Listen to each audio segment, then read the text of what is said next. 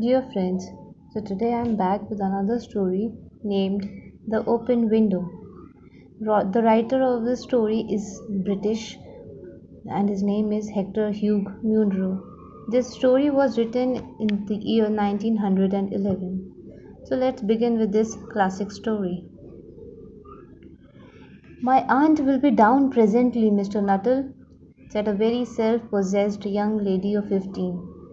In the meantime, you must try and put up with me. Frampton Nuttall endeavoured to say the correct something which should duly flatter the niece of the moment, without unduly discounting the aunt that was to come. Privately, he doubted more than ever whether these formal visits on a succession of total strangers would do much towards helping the nerve cure which he was supposed to be undergoing. I know how it will be, his sister said, when he was preparing to migrate to this rural retreat. You will bury yourself down there and not speak to a living soul, and your nerves will be worse than ever from mopping. I shall give you letters of introduction to all the people I know there. Some of them, as far as I can remember, were quite nice. Frampton wondered whether Mrs. Sappleton, the lady to whom he was presenting one of the letters of introduction, came into the nice division. Do you know many of the people round here? Asked the niece, when she judged that they had sufficient silent communion. Hardly a soul, said Frampton. My sister was staying here at the Rectory, some 4 years ago, and she gave me letters of introduction to some of the people here. He made the last statement in a tone of distinct regret. Then you know practically nothing about my aunt, pursued the self possessed young lady. Only her name and address, admitted the caller. He was wondering whether Mrs. Sappleton was in the married or widowed state. An undefinable something about the room seemed to suggest masculine habitation. Her great tragedy happened just 3 years ago, said the child. That would be since your sister's time. Her tragedy? Asked Frampton. Somehow in this restful country, spot tragedies seemed out of place. You may wonder why we keep that window wide open on an October afternoon, said the niece, indicating a large French window that opened on to a lawn. It is quite warm for the time of the year, said Frampton. But has that window got anything to do with the tragedy? Out through that window, 3 years ago to a day, her husband and her two young brothers went off for their day's shooting. They never came back.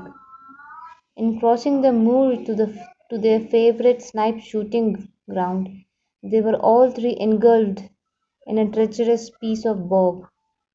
It had been that dreadful wet summer, and places that were safe in other years gave way suddenly without warning. Their bodies were never recovered. That was the dreadful part of it. Here the child's voice lost its self possessed note and became flatteringly human. Poor aunt, always think that they will come back home some day. They and the little brown spaniel that was lost with them, and walk in at that window just as they used to do. That is why the window is kept open every evening till it is quite dusk. Poor dear aunt. She has often told me how they went out, her husband and his white waterproof coat over his arm, and Ronnie, her youngest brother, singing, Bertie, why do you bound? As he always did to tease her, because she said it got on her nerves. Do you know, sometimes on still, quiet evenings like this, I almost get a creepy feeling that they will all walk in through that window. Broke off with a little shudder. It was a relief to Frampton when the aunt bustled into the room with a whirl of apologies for being late in making her appearance. I hope Vera has been amusing you, she said. Oh, she has been very interesting, said Frampton. I hope you don't mind the open window, said Mrs. Sappleton briskly. My husband and brothers will be home directly from shooting, and they will always come in this way. They've been out for snipe in the marshes today, so they'll make a fine mess over my poor carpets. So like you men folk, isn't it? She rattled on cheerfully about the shooting and scarcity of birds, and the prospects of duck in the winter. To Frampton it was all purely horrible. It made a desperate, but only partially successful effort to turn to the grass to talk on to a less ghastly topic. He was conscious that his hostess was giving him only a fragment of her attention, and her eyes were constantly straying past him to the open window and the lawn beyond. It was certainly an unfortunate coincidence that he should have paid his visit on this tragic anniversary.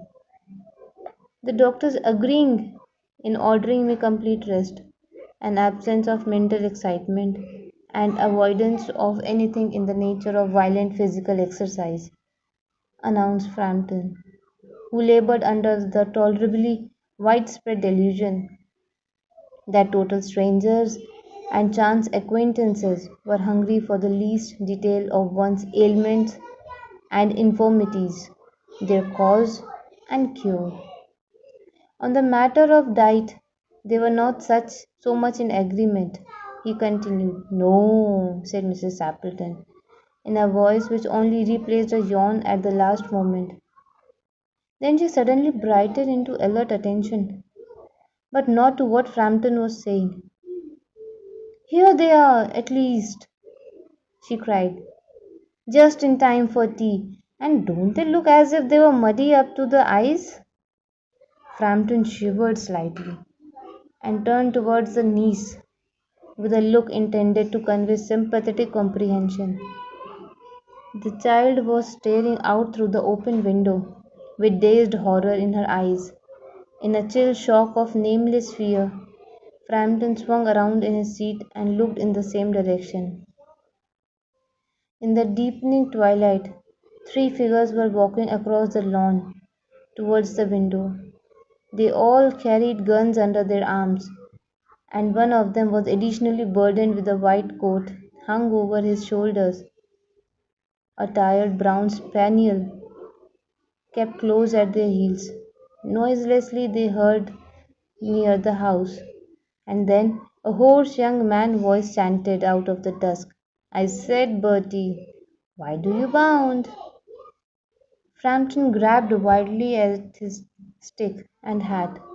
The hall door, the gravel drive, and the front gate was dimly noted stages in his headlong retreat. A cyclist coming along the road had to run into the hedge to avoid an imminent collision. Here we are, my dear, said the bearer of the white mackintosh, coming in through the window. Fairly muddy, but most of it's dry. Who was that who bolted out as we came up? A most extraordinary man, Mr. Nuttall, said Mrs. Sappleton. Could only talk about his illness and dashed off without a word of goodbye or apology when you arrived. One would think he had seen a ghost. I expect it was the spaniel, said the niece calmly. He told me he had a horror of dogs. He was once hunted into a cemetery somewhere on the banks of Ganges by a pack of pariah dogs, and had to spend the night in a newly dug grave with the creatures snarling and grinning and foaming just above him, enough to make anyone lose his nerve. Romance, at short, was her specialty. So, friends, this was the end of the story. Please stay tuned for the next story.